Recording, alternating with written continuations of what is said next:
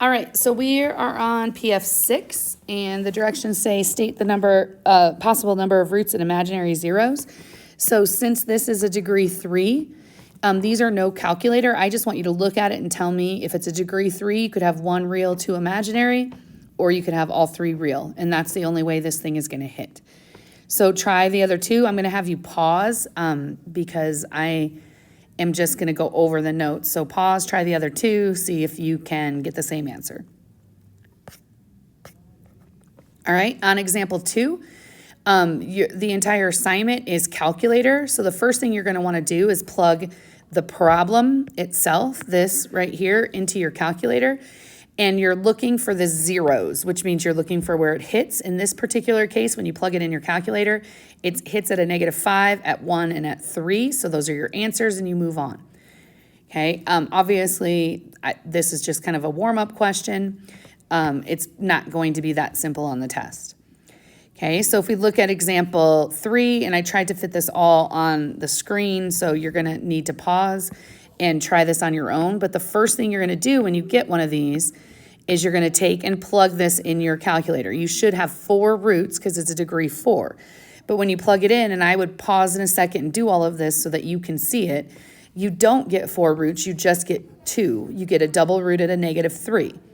So what I've done is, in the purple, I long divided, and you can synthetic, I don't care, long divided by x plus 3 for the first root, and then I took the answer in the blue, and I put it underneath, and I divided by x plus 3 for the second root, and I got x squared plus 64, and that's, I can solve that. I solved it down below here.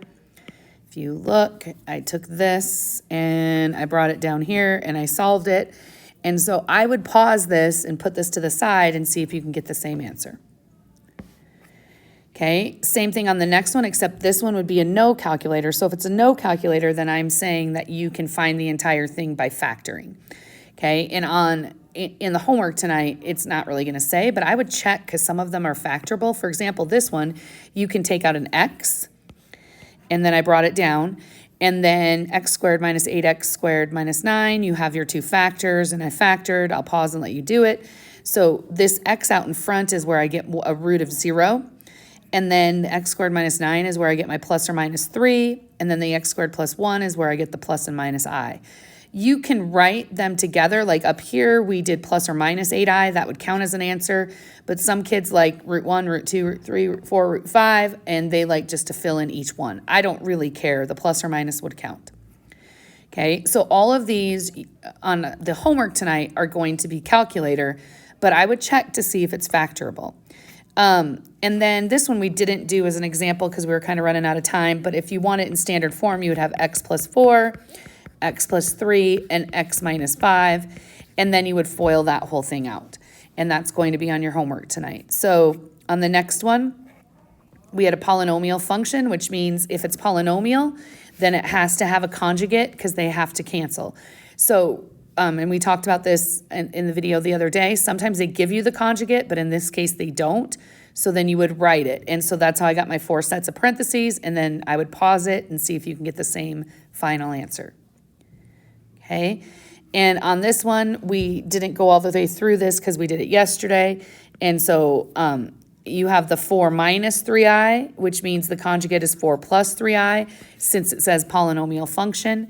So I would have x plus 2, and then I would have x minus 4 plus 3i, because when you put the root in, you are minusing the entire root, and so then that minus sign gets distributed, and you have x minus 4 plus 3i, and so then you would, you would multiply in. So that's how I got these 2 sets of parentheses, and then you would FOIL them.